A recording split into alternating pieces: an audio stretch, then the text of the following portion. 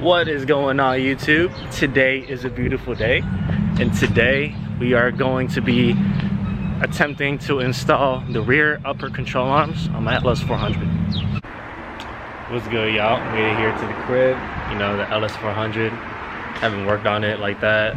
I mean, the only thing I've done so far these past few weeks is I just shaved down the studs on the front end of the car, just so I could clear the wheels, because the wheels I have are low disc, so they wouldn't clear the big brakes.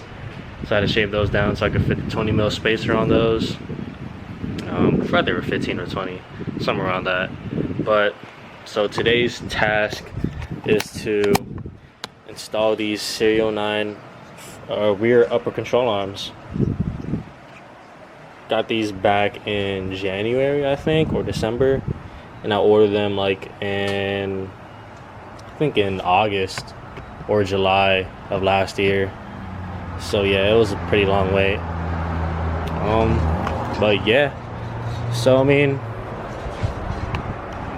I've watched videos online from like multiple people, multiple channels that have LS400s, and usually the way to go on installing these rear upper control arms is they usually have to take out the axle just so you could reach the bolt under, so you can reach this bolt right here.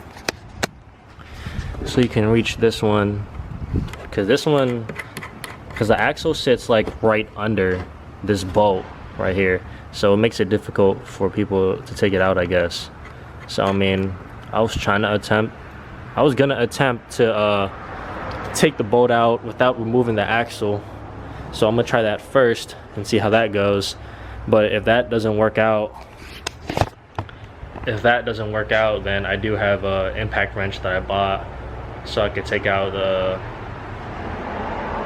what is that called? The bolt hub or something like that. I don't know. And yeah, so that's the task for today. And these rear upper control arms should, oh look, LS400. These rear upper control arms should help me fit the wheels that I got, the work drivers touring wheels. So and on top of that, I still have to shave the fender too before I put on the wheels. So that's another task, and that's for another video. This video is installing the rear upper control arms. So let's get on with the install. Alright, yo. So I got the wheel off. Looking at the hub.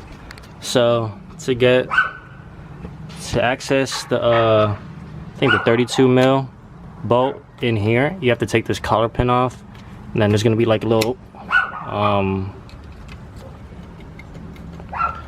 could take this shit off. Yeah. There you go. Little fucking rusty piece of shit. Put that to the side. Then you just take the little cap off. You know, keep that together. Nice and dandy. And then this is the bolt that we're gonna have to take off. It's a 32 mil. And then once we get that off, I think these are 10 mil hex bolts that you would have to get off as well if you want to take the axle out. And I got them. I got one right here. So we're gonna try to get that done. Just gotta plug up my impact wrench and we're gonna get to work. Now is a good time to test out the Harbor Freight Bauer corded 8.5 amp corded impact wrench. So let's get it. Alright, y'all. Came off like a charm. You know, charm just broke right off. And you could tell by the looks of it that it's pretty damn rusty too. So I'm not too sure when the hell the last time these things came off, but this is I think a 20-year-old car, and yep, came right off. Now it's just time to get the those hex nuts off. the bottom. Those ones right there. And to do that, someone has to press on the brake or the e-brake, and I would have to try to break them off from there. Just in case if your axle bolt isn't coming out, then just take a hammer. Like, I mean, sometimes in some cases you could just hammer it out and it'll just like slide out, but in my case, like, it was seized in there, and I just took a Bauer rotary hammer kit, and I just, you know, just hammered it out. And then just in case, like, if y'all ever run into problems with taking the axle diff side of the axle out the diff, then all you got to do is just take a hammer and then just hammer it like on this part right here of the axle until it just pops loose, because it will eventually just pop loose if you just keep on hammering this part right here on the axle, this part right here that I'm hammering. So right now, just continuing to take off the rest of this axle.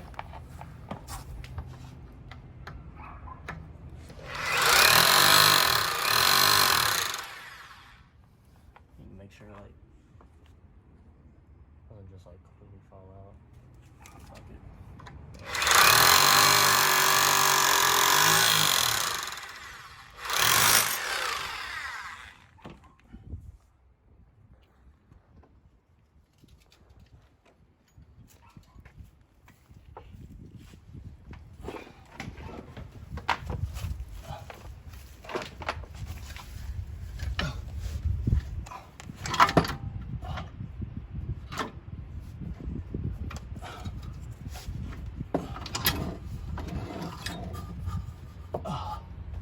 A bit heavy, y'all.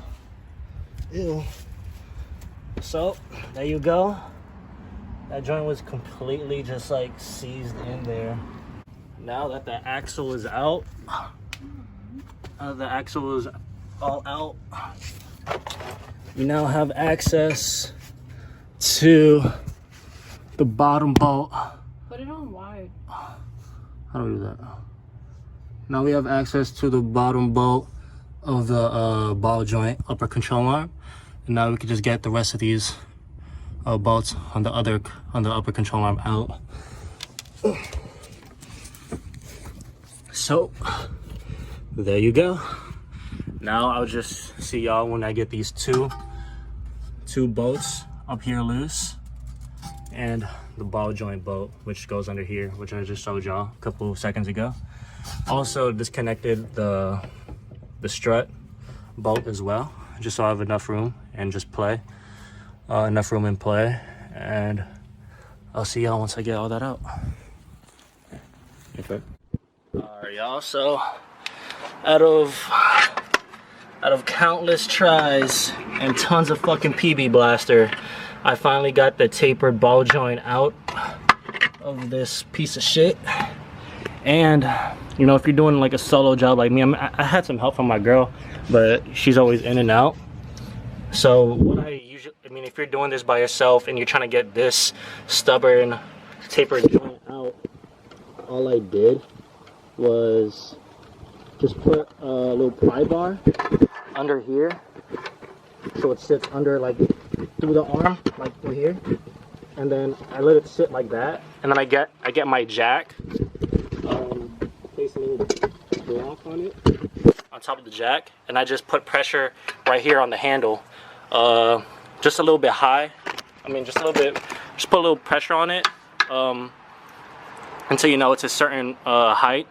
And then all I did, after spraying some PB blaster, get your 4-pound sledgehammer, and you just have to bang the shit out of the control arm, like bang it as hard as you freaking can, and it will just pop loose.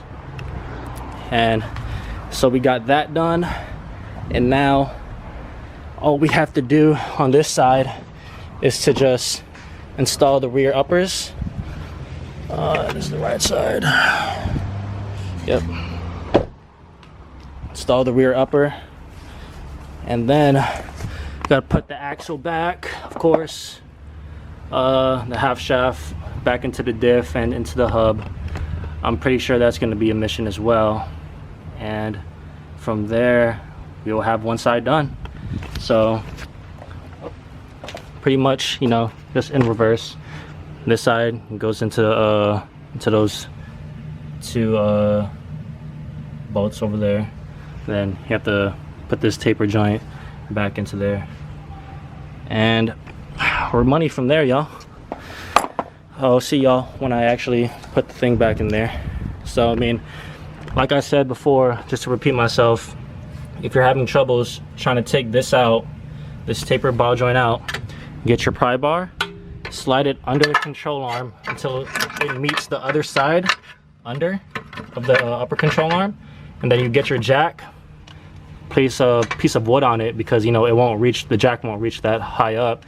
Put pressure on the end of the pry bar until you know it's a certain amount of until it goes like pretty high up, and then you just get your 4-pound sledgehammer and you just bang the shit out of the control arm until it pops up, and then from there you're money.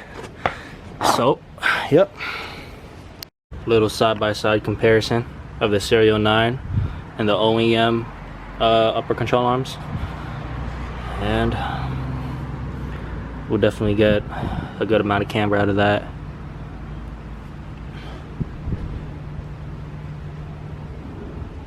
There you go. Let's get these bad boys in, y'all.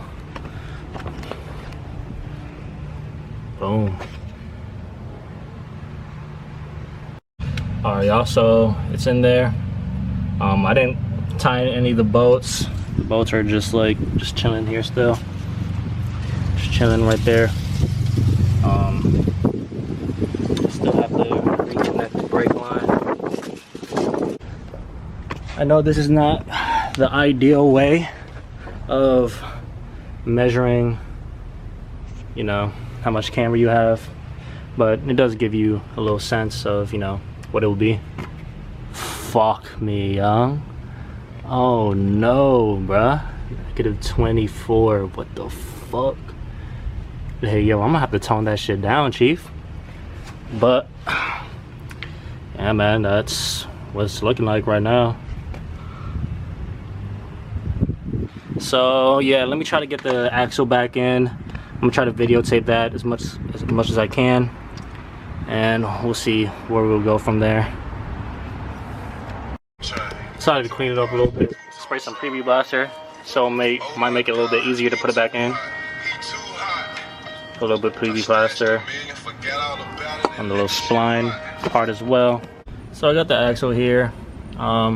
It's pretty dirty right here, so first, before I put it in and all that, I'm gonna try to clean everything up. I don't want to put any dirty parts, you know, any dirty any dirt and stuff like that between the threads, or you know, maybe inside the diff. So I'm gonna make sure I clean all this up, you know. Yep. All right, y'all, so I'm gonna try to put in the hub side of the half shaft in first, and I'm gonna try to put the diff side in after. So I already got this side in. Put some anti-seize on it, just so it'll make it a little bit easier for me to put it back in. Let's put anti-seize on the diff bolts as well, on the hex bolts. So let me try to put in the diff side now. All right, y'all, so the threads are in on the diff side of the axle. Just gotta impact this in. All right, y'all, so after, you know, tying up everything, I didn't really tighten the two bolts back there yet. I'm gonna do that maybe another day when I have my wheels, so I could test fit them. I'm also not gonna bolt up the strut yet. I'm gonna wait until I have the wheels. So I mean, so when it's all together, then no, that'll be the best to do it. But after putting in the axle, tying in the ball joint nut right here, I think so in order to do this, you would also have to disconnect all the lowers. My preferred method when I did this was I had the lower control arm and the toe arm loose, but the bolts in, And for the traction arm, so the traction arm's kind of tricky when you, for some people, I mean for me at least, it was tricky to put back in with all this connected, with the axle connected and all that, and the camber that I have. So I usually just bolted this up first, and then I just put this in right after. So then, because if you put this in first, you're gonna have problems trying to get that in for some reason. I don't know, it was a bitch to get that in. But yeah, so that side in first, and then you just put the bottom one in after, and then from there you should be good. Everything's all connected, you know, nothing should be loose. Just gotta tighten those two bolts up. Just get that dirt off, and just my wheels are in Virginia right now at my house, and I gotta bring them over here so I could test fit them, and we'll see what it's looking like from there. But that's pretty much the install on how to install the rear uppers. Once you're done with all that, I mean, of course, tighten up the 6 axle nuts on the diff side, and then the axle bolt itself right here, gotta tighten that one as well. And for torque specs, you can find that on the LS400 page. I think it's like 150 or 180 or 200 for this one right here, and then 60 for the axle bolts, or 80, I don't know, somewhere around that number. For the brake lines, all I did was just zip tie them, because I mean 09 ones doesn't come with like holes in them where you could like screw it back in with the OEM bolts. So there's that. Also, I mean, that's pretty much it. Yeah. So that's pretty much how you install the rear uppers. I guess I'll vlog when I install this side of the rear uppers as well, but that would just be a short one, since since the next video will most likely just be about me test fitting my wheels on the rears and see how it'll look. I might also have to shave these rear fenders as well, shave those down, and we'll see how those fit. But yeah, I mean, that's pretty much how you install rear uppers on an LS400, UCF20 in particular. I'm not too sure if it's the same thing for the UCF10, but this is how you install rear uppers for the UCF20. Hope you all enjoy the video, and I hope, you know, this helps you guide to installing your rear uppers. Please like, comment, subscribe, and see you on the next video.